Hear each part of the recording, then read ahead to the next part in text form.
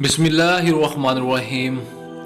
सुल्तान महमूद गजनवी ने बहलोल को हदायत की कि बाज़ार जाएं और कसाईयों के तराजू और जिन पत्थरों से वो गोश्त तोलते हैं वो चेक करें, और जिन के तोल वाला पत्थर कम निकले उन्हें गिरफ्तार करके दरबार में हाजिर करें। बहलोल बाज़ार जाते हैं, पहले कसाई का तोल वाला पत्थर चेक करते हैं तो वो कम निकलता है। कसाई से पूछते हैं कि हालात कैसे चल रहे हैं।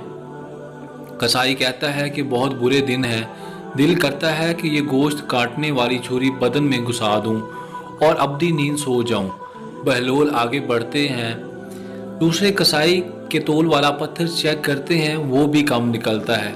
कसाई से पूछते हैं कि क्या हालात हैं। वो कहता है कि काश अल्लाह ने पैदा ही ना किया होता, बहुत जलालत की ज़िंदगी गुजार रहा हूँ। बहलोल आगे बढ़े, तीसरे कसाई के पास पहुँचे, तोल वाला पत्थर चेक किया तो बिल्कुल दुरुस्त पाया। कसाई से पूछा कि ज़िंदगी कैसे गुजर रही है।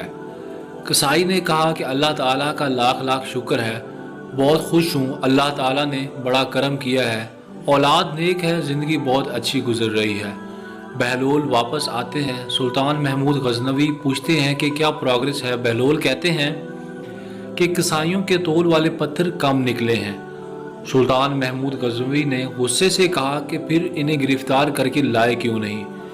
बहलोल ने कहा अल्लाह ताला उन्हें खुद सज़ा दे रहा था, इन पर दुनिया तंग कर दी थी तो यहाँ लाने की क्या ज़रूरत थी।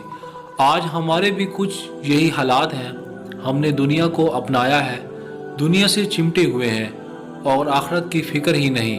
अल्लाह ताला हमारे हालात पर रहम और करम फरमाए। आमीन सुम्मा आमीन। जज़ाकल्लाह।